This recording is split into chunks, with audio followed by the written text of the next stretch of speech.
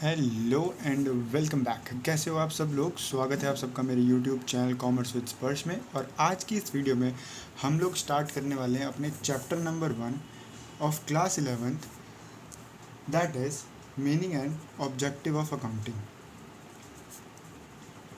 तो ये हमारा जो सेशन है, this is the recording for the session 2023 and 24। ठीक है, मैं सेशन 2023 और 24 के लिए रिकॉर्डिंग कर रहा हूँ।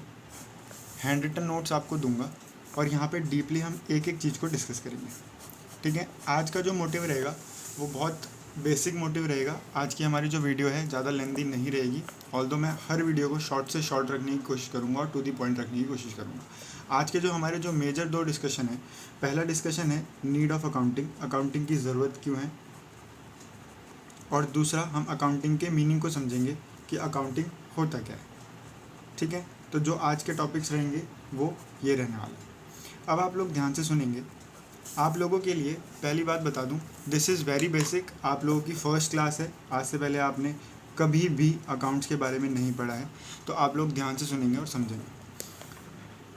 जब भी हम कोई बिज़नेस को करते हैं, ध्यान से सुनना, जब भी हम कोई बिज़नेस को करते हैं, फॉर सपोज ये एक पर्सन है मिस्टर ए, जो अपना एक बिज़नेस कर रहे हैं, फॉर सपोज शू मैन्युफैक्चरिंग का और सेलिंग का। ठीक है, इनका ये बिज़नेस है। अब इस बिज़नेस में इनको बहुत सारी ट्रांजैक्शंस करनी पड़ती हैं। ट्रांजैक्शंस, आप इस वर्ड से कंफ्यूज मत होइएगा। ट्रांजैक्शन मतलब बहुत सारे लेन देन, बहुत सारी चीज़ें करनी पड़ती हैं इस बिज़नेस को चलाने के लिए। चाहे वो सामान को ख़रीदना हो, चाहे वो सामान को बेचना हो, चाहे वो सामान बनाने के लिए, अपना शू बनाने के लिए कच्चे सामान को ख़रीदना हो, किसी की पेमेंट करनी हो, किसी से पेमेंट रिसीव करनी हो, तो वेरियस ट्रांजैक्शन, जैसे कि परचेज़ करना, जैसे कि सेल करना, जैसे कि पेमेंट करना, जैसे कि पेमेंट को रिसीव करना, अगर लोन लिया है तो इंटरेस्ट पे करना, अगर किसी को लोन दिया है तो इंटरेस्ट को रिसीव करना। तो हम जितनी मर्जी ट्रांजैक्शन चाहें वो बनती जा सकती है। तो किसी भी बिज़नेस में अगर हमें उस बिज़नेस को करना है तो उस बिज़नेस को करने के लिए we have to do lots and lots of transaction.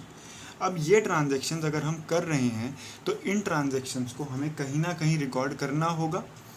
क्यों करना होगा?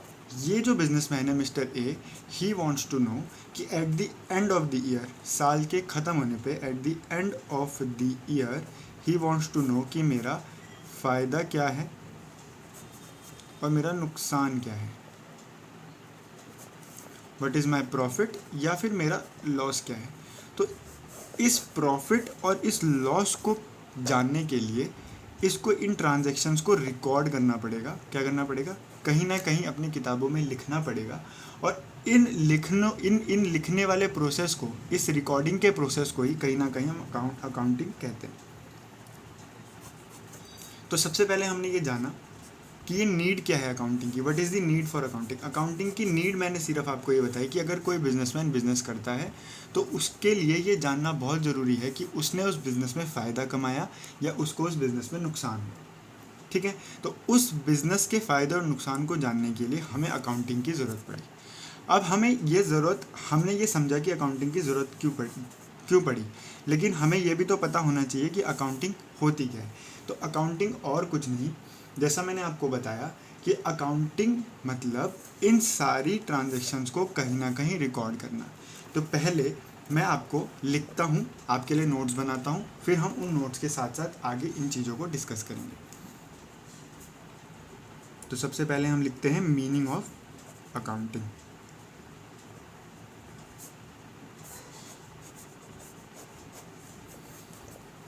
अकाउंटिंग इज एन, आप चाहें तो मेरे साथ ये नोट्स बना सकते हैं। Accounting is the art of recording, classifying and summarizing in a significant manner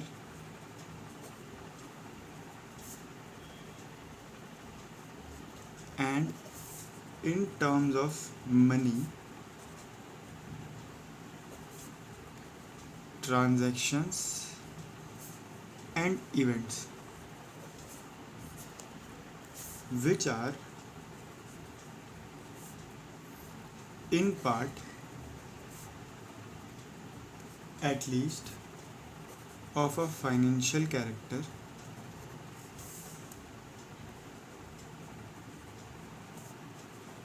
and interpreting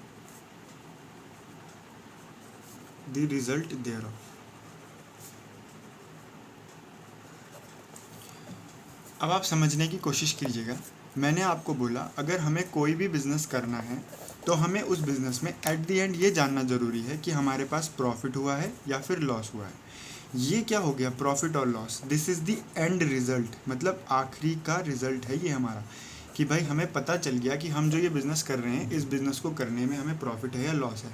तो उसी तरीके से यहाँ पर अकाउंटिंग को डिफ़ाइन किया गया। और ये जो आपकी डेफिनेशन है ये दी किसने है, ये दी है हमारे American institute of certified public accountant ने। ठीक है जी। अब अकाउंटिंग क्या है, अकाउंटिंग सबसे पहले समझिए, अकाउंटिंग एक आर्ट है। Accounting is an art. किस चीज़ की आर्ट है, रिकॉर्ड करना, क्लासिफाई करना और समराइज़ करना।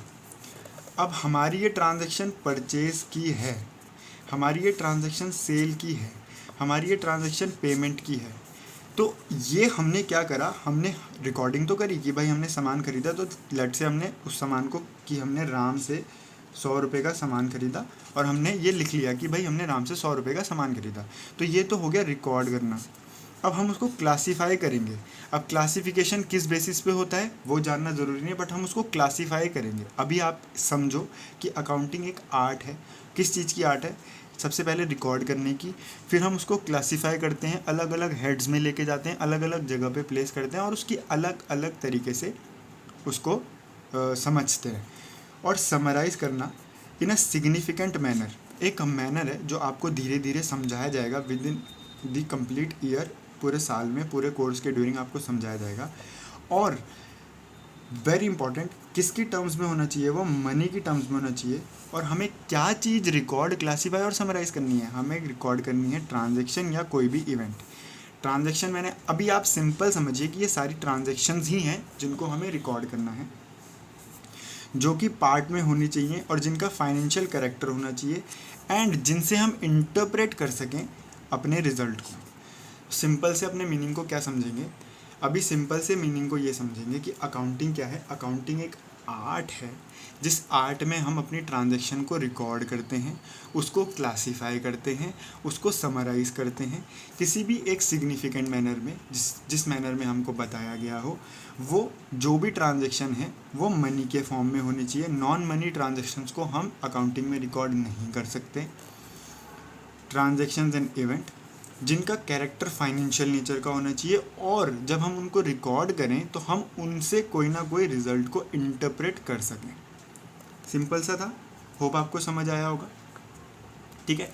अब देखो, जो मैंने आपको ये सब बोला कि हम परचेज़ करते हैं, सेल करते हैं, पेमेंट करते हैं, पेमेंट रिसीव करते हैं, इंटरेस्ट मिलता है अगर हमने लोन दिया है, इंटरेस्ट देना होता है अगर हमने लोन लिया हो, तो ये सारी हमारी क्या है, ट्रांजैक्शंस है बिजनेस से रिलेटेड। ठीक है। तो फॉर सपोज मैं एग्जांपल लेता हूँ कि लेट से मिस्टर ए ने राम से परचेज करी गुड्स ₹100 की। ठीक है। और मिस्टर ए ने राम को पेमेंट करी ₹100 की। मिस्टर ए ने शाम को यही सेल करी गुड जो इसने परचेज करी थी राम से, लेट सपोज 150 की, और इसको पेमेंट रिसीव हुई, मिस्टर ए को पेमेंट रिसीव हुई शाम से, लेट सपोज ₹150। अब ये दिखने को तो 4 ट्रांजैक्शन है, लेकिन इससे अगर हम इसको रिकॉर्ड करते हैं तो इसका नेट इफेक्ट यही हमें देखने को मिलता है, अगर हम एक लेमैन की तरह देखें, कि 100 का सामान मिस्टर ए ने अपने बिजनेस में 150 का बेचा तो उसको 50 रुपये का फ़ायदा हुआ। तो इसी को अकाउंटिंग कहते हैं। बस यहाँ पर हम मैंने एग्जाम्पल में बहुत रिस्ट्रिक्टिव ट्रांजेक्शन्स ली हैं, लेकिन अगर हम कोई बिज़नेस करते हैं तो ये ट्रांजैक्शंस n नंबर की होती हैं। n नंबर मतलब कोई भी नंबर जो डिफाइंड नहीं है, और तब हम एक पीरियड के लिए उसके एक रिज़ल्ट पर पहुंचते हैं जो कि हमारा प्रॉफिट या फिर हमारा लॉस होता है। इसीलिए अकाउंटिंग को किया जाता है। ठीक है, अब इसकी नीड्स को लिख लेते हैं कि अकाउंटिंग की नीड क्या है, और फिर एक एक करके समझते हैं। होप आपको यहाँ तक चीज़ें समझ आई होंगी। सबसे पहली नीड जो मुझे यहाँ पर दिखती है आप लोगों को बताते हुए, सबसे पहली चीज़ ये है कि हम एक सिस्टमेटिक रिकॉर्ड रख सकें। सबसे पहली नीड क्या है कि एक complete and systematic record maintain हो सके ऑफ एवरी बिजनेस डील। ठीक है, और दूसरी नीड क्या है कि भाई अगर उसने मतलब जो भी वो ट्रांजैक्शन कर रहा है, लेट्स से परचेस कर रहा है, तो उसको पता रहे। अब अगर बिज़नेस है तो बिज़नेस में तो हर दिन हम कुछ ना कुछ परचेस करते रहेंगे। लेकिन जब मान लो हम एक साइड पे परचेस भी कर रहे हैं, एक साइड पे सेल भी कर रहे हैं। आज 100 का सामान आया, 80 का चला गया। हमने कल 200 का सामान खरीदा और कल हमने सिर्फ 50 का ही बेचा, तो ज़्यादा करेगा। ऐसे ही करते करते अगर हमने बहुत सारी ट्रांजैक्शन कर दी तो हमें पता कैसे चलेगा कि हमने कितनी परचेज़ करी, कितनी सेल करी। तो हमारे लिए ये भी जानना ज़रूरी है, इसलिए भी हमारी अकाउंटिंग इंपॉर्टेंट होती है। तो to know the amount of purchase को देखना, इसलिए हमें अकाउंटिंग की ज़रूरत है। तीसरी चीज़, हमने कितनी सेल करी, तो अमाउंट ऑफ सेल के लिए हमें जानना, अकाउंटिंग करनी ज़रूरी है। फिर हमने खर्चे कितने किए, तो अमाउंट स्पेंट ऑन एक्सपेंसेस।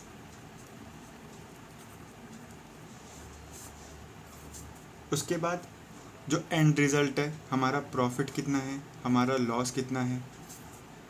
ठीक है, उसके बाद अपनी फाइनेंशियल पोजीशन को जानना। अब फाइनेंशियल पोजीशन क्या होती है? फाइनेंशियल पोजीशन होती है हमारी एसेट्स और लायबिलिटीज़ की वैल्यू को जानना।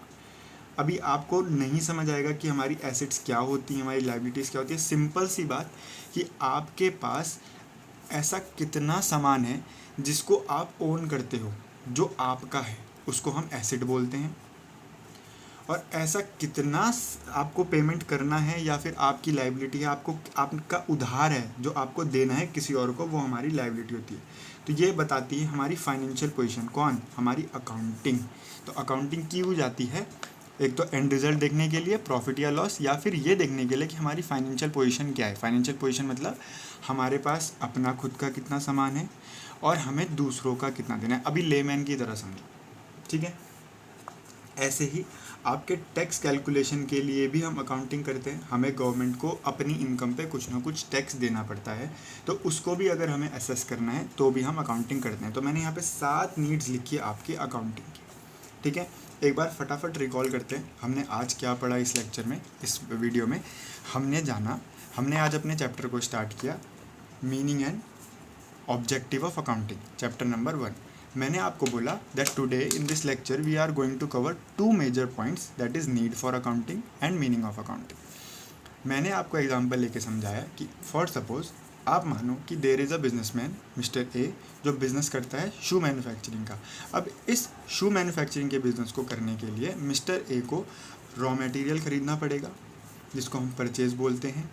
जब वो मैन्युफैक्चर कर लेगा तो उसको उस शू को सेल करना होगा, तो ये अगली ट्रांजैक्शन हो गई। मैन्युफैक्चरिंग करते हुए उसके बहुत सारे एक्सपेंसेस होंगे उस जूते को बनाने के लिए, तो वो एक तरीके की ट्रांजैक्शन होगी जिसके लिए वो वेरियस पार्टीज़ को पेमेंट करेगा। सबसे पहले तो रॉ मटेरियल परचेज़ की, फिर उन एक्सपेंसेस की, फिर जब वो सामान को सेल करेगा तो उसको पेमेंट रिसीव होगी। ऐसे ही अगर उसने इसके लिए लोन लिया है तो उसको इंटरेस्ट पे करना होगा, अगर उसने किसी को लोन दिया है तो उसको इंटरेस्ट रिसीव होगा। ऐसे ही करते करते बहुत सारी बिजनेस में ट्रांजैक्शंस हो जाती हैं। इन ट्रांजैक्शंस से हमको एंड रिज़ल्ट आना है कि हमने बिज़नेस में कितना प्रॉफिट कमाया और कितना लॉस कमाया। ये चीज़ जानने के लिए हमें अकाउंटिंग की ज़रूरत पड़ती है, जो कि हमने यहाँ पे लिखी। हमें पता होना चाहिए कि हमने बिज़नेस में क्या क्या डीलिंग करी, उसका रिकॉर्ड रखना सबसे पहली ज़रूरत, कि हमने बिज़नेस में डीलिंग जो करी है उसका रिकॉर्ड रखना। फिर भाई हमने सामान कितना ख़रीदा, कितना बेचा, कितना खर्चा हुआ, कितना हमें फ़ायदा नुकसान हुआ, और एट द एंड हमारा फाइनेंशियल पोजीशन क्या है कि हमारी एसेट्स और हमारी लाइबिलिटीज़ क्या क्या हैं।